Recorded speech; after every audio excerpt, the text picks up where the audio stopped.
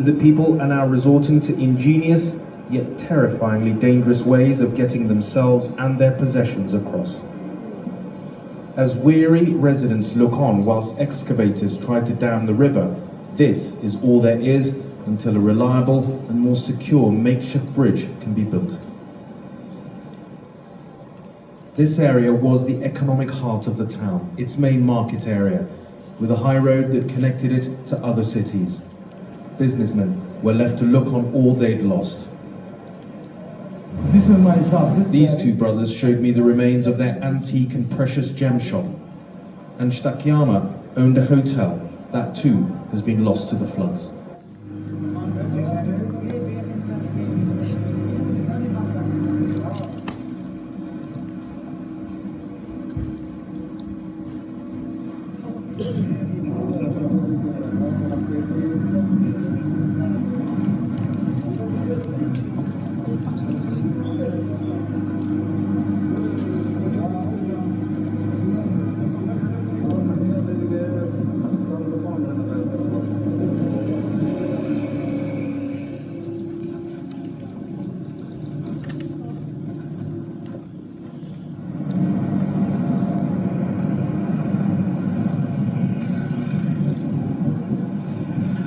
मकान गिर गए हैं, हम स्टेशन पे रोड पे खड़े हैं, यहाँ पर भी 10 से 12 फीट पानी है।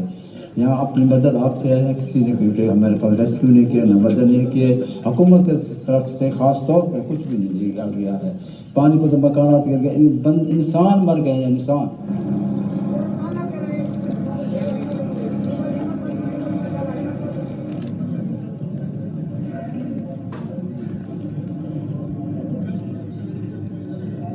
ये हम लोग आज 4-5 दिन हो गए यहाँ बैठे हुए हैं, ना तो किसी हुकूमती अहलकार ने हमें पूछा है, ना ही हुकूमत की तरफ से हमें कोई पूछा गया, ना रिलीफ मिला है।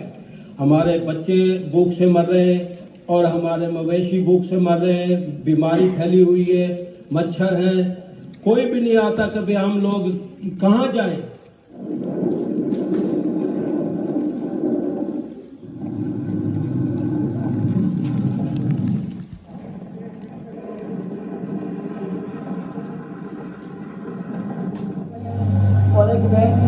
I left everyone behind, but I'm worried because I don't know when the next boat will arrive and when I'll be able to return to them.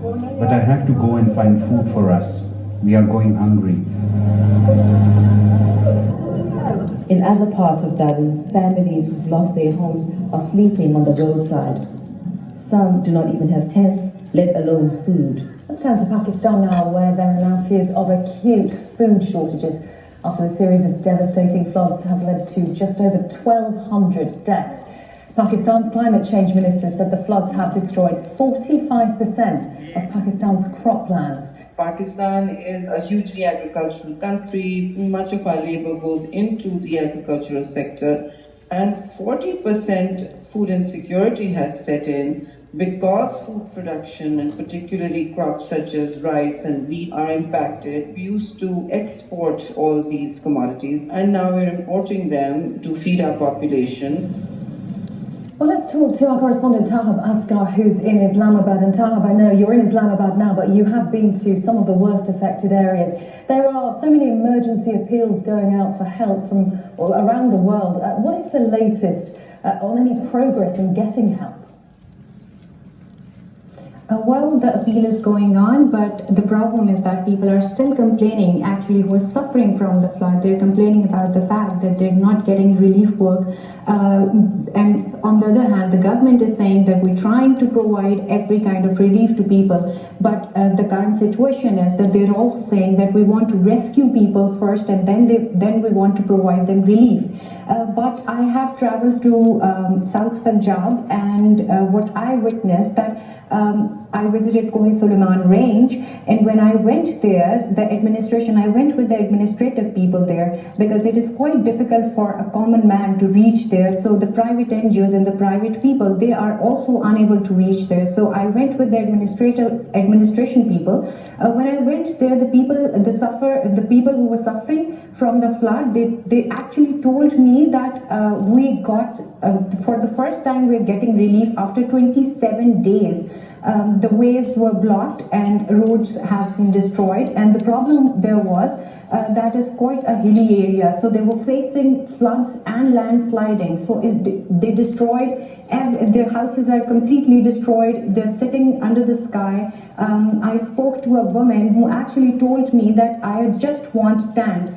I don't want food because I have 4 young daughters. I want their safety. I'm sitting under the sky on a mountain. So these kind of horrible stories I have been listening to, and not only this, they're actually complaining about the fact that we're not getting help, and these people, the administration, just reached after 27 days. That is incredible to have some of the stories and the widespread scale of this is just so hard to get one's head around. And the fact that the water in some places is still coming, water and mudslides coming down already flooded rivers. Yeah, it is still coming down, and the major problem is that the authorities have issued another alert actually, because in September, in this month, we are expecting another wave of flood, because we're expecting more rains in South Punjab and Sindh. And not only this, the glaciers are melting because of temperature getting very high. Even when we were there, it was quite high temperature, and it was extremely difficult to work there as well. And people were actually telling about this, that we are unable to survive under the sky because of the heat, because we don't have food. And they were actually traveling for 4 hours to reach down to get something to eat. So these kind of problems are still there. Water is rising, but in most of the parts it is also going down. But in other spell that is expected in September, that may cause more problem for these areas. Tahab, thank you very much. Tahab Asghar there from Islamabad. Thank you very much for telling us about what's going on. The deadly floods submerged a third of Pakistan. Farmers in affected regions don't know how they will feed their livestock. This grass is rotted because of the floods. It has turned black. It can't be fed to the livestock. That means that the animals will starve and die as a result. Around 700,000 head of cattle drowned during the floods alone, according to official estimates. The livelihood of many here wiped out. It's a catastrophe. Many are trying to sell their surviving livestock at the market, but no one is buying because there's no feed, or the little there is now too expensive. My colleague Warda Imran joins me now. Speaking of hope, Warda, what more can you tell us about the destruction of the harvest and how it's impacting the lives of Pakistanis? Is there hope? Well, I think that's a tricky question. Of course, there is hope, but I think more than that, there's also a very big sense of loss and devastation. People have lost their homes, they've lost the way they make income, they've lost their livelihood. A lot of people in rural areas have difficulties even accessing shelters where it's not, totally drained out or whatever. As you said, the estimated loss is over $30 billion. And prices that were already skyrocketing prior to the floods have now gone up 4 or 5-fold even further for tomatoes and onions that are so necessary for just households for dinner and lunch. And inflation and instability, political instability, has made it even more difficult. And so I definitely do think that there is hope, but I think a lot of work needs to be done to rebuild it.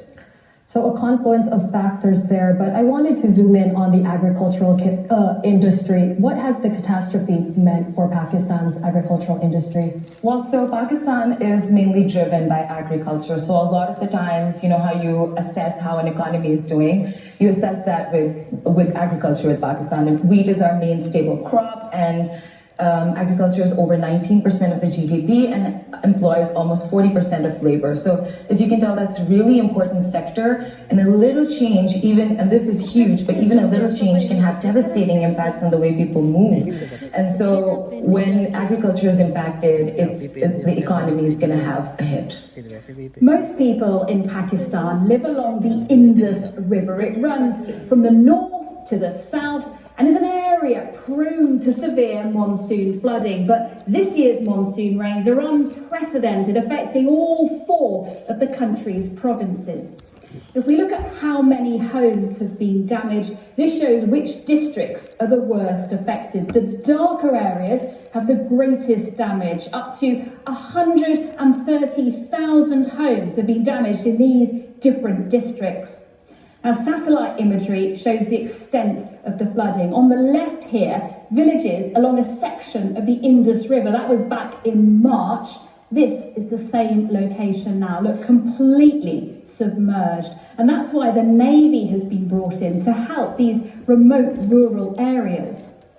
Global warming is being blamed. Let's just consider glaciers. There are over 7,000 in Pakistan. That's more than anywhere else outside the polar regions. But rising temperatures are causing increasing glacial melt, which in turn is causing flooding. And that isn't the only problem. Climate change is increasing the intensity, the frequency, and the duration of monsoon rainfalls. This heat map shows how much rain will fall during this year's monsoon, and it's all above normal levels, but particularly in the darker blue areas, the Sindh and the Punjab provinces. And this chart gives us a sense of how vulnerable Pakistan is to climate change. It shows how much hotter the country could get. The two lines show the projected number of hot days. That's days over 35 degrees that Pakistan could see over the next 80 years. The blue line is the best case scenario. That's if rapid global action is taken to cut greenhouse gas emissions. But if little action is taken, the orange line here shows the worst case scenario. The number of hot days leaps from just under 130 to around 180 a year. And that could be catastrophic, causing drought, failing crops, and significant problems with water supplies.